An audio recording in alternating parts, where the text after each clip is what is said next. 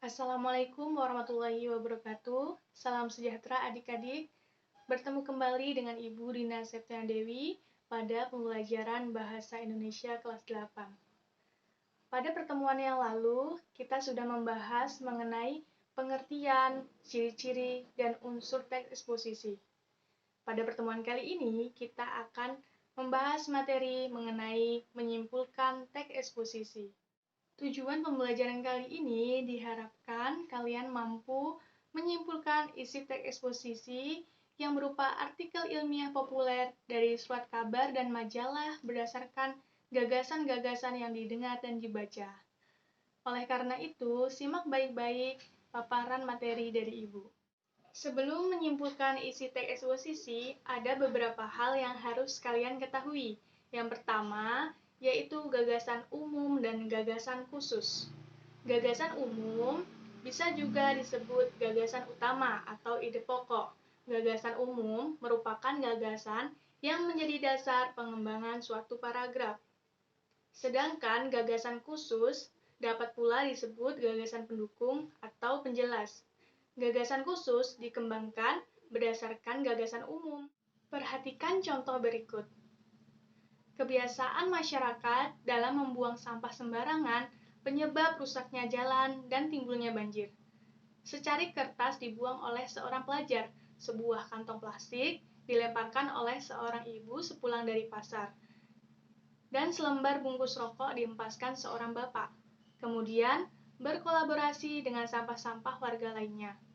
Sampah-sampah itu bergabung dari berbagai tempat, memacetkan saluran-saluran air, meluap, dan banjir. Warga masyarakat mengeluh setiap hari melalui media cetak dan elektronik.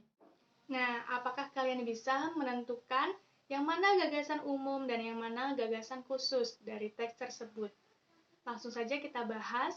Yang termasuk gagasan umum adalah kebiasaan masyarakat dalam membuang sampah sembarangan menyebabkan rusaknya jalan dan timbulnya banjir. Lalu yang termasuk gagasan khusus, secari kertas dibuang oleh seorang pelajar, sebuah kantong plastik dilemparkan seorang ibu sepulang dari pasar, dan selembar bungkus rokok dihempaskan seorang bapak, kemudian berkolaborasi dengan sampah-sampah warga lainnya. Sampah-sampah itu bergabung dari berbagai tempat, memacetkan saluran-saluran air, meluap, dan banjir. Warga masyarakat mengeluh setiap hari melalui media cetak dan elektronik. Kalimat pertama merupakan gagasan umum atau gagasan utama. Kemudian dilanjutkan kalimat setelahnya, yaitu gagasan khusus sebagai pendukung gagasan utama pada teks eksposisi tersebut. Selanjutnya, kita akan membahas mengenai jenis-jenis paragraf berdasarkan letak gagasan utamanya. Jenis-jenis paragraf berdasarkan letak gagasan utamanya ada 3, yaitu paragraf deduktif, paragraf induktif, dan paragraf campuran.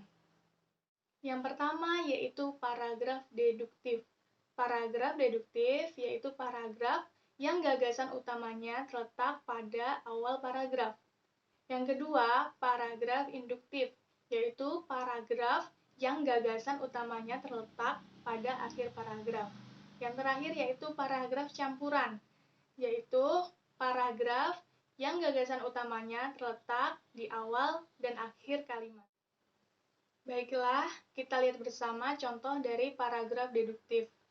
Yang Ibu tandai dengan huruf miring ini merupakan gagasan utama atau gagasan umum yang letaknya pada awal paragraf, sehingga disebut dengan paragraf deduktif. Paragraf tersebut menyatakan industrialisasi di negara kita mendorong didirikannya berbagai macam pabrik yang memproduksi beraneka barang dan meningkatkan kesejahteraan masyarakat. Contoh selanjutnya yaitu paragraf induktif, yang letak gagasan utamanya berada pada akhir paragraf.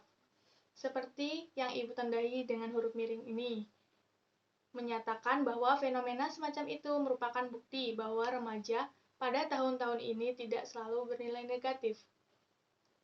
Kemudian, kalimat sebelumnya itu menjadi bukti bahwa kegiatan positif di kalangan remaja itu masih ada. Contoh selanjutnya yaitu paragraf campuran, yang letak gagasan utamanya berada di awal dan akhir paragraf. Seperti yang Ibu contohkan dengan huruf miring, pada kalimat pertama menyatakan, saya berkeyakinan jika Indonesia memfokuskan diri pada sektor agrobisnis, tidak ada negara lain yang mampu menandingi negara kita. Dan kemudian gagasan utamanya ada juga di akhir paragraf yang menyatakan, apabila sektor ini sudah berjalan dengan baik, tidak mustahil negara kita akan menjadi salah satu negara yang ekonominya tertangguh di dunia. Nah, jadi gagasan utama yang ada di akhir paragraf ini menegaskan gagasan utama yang ada di awal kalimat tadi, sehingga disebut paragraf campuran. Setelah kita mempelajari mengenai gagasan utama, gagasan khusus, serta jenis-jenis paragraf berdasarkan gagasan utamanya, barulah kita membahas mengenai langkah-langkah menyimpulkan isi teks eksposisi. Yang pertama, perhatikan judul teks eksposisi yang kalian baca. Yang kedua, temukan gagasan utama pada setiap paragraf. Yang ketiga, rangkailah gagasan utama pada setiap paragraf tadi sehingga menjadi sebuah simpulan.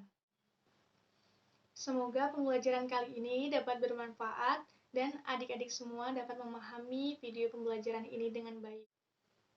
Cukup sekian yang Ibu sampaikan. Terima kasih atas perhatiannya. Salam sehat. Wassalamualaikum warahmatullahi wabarakatuh.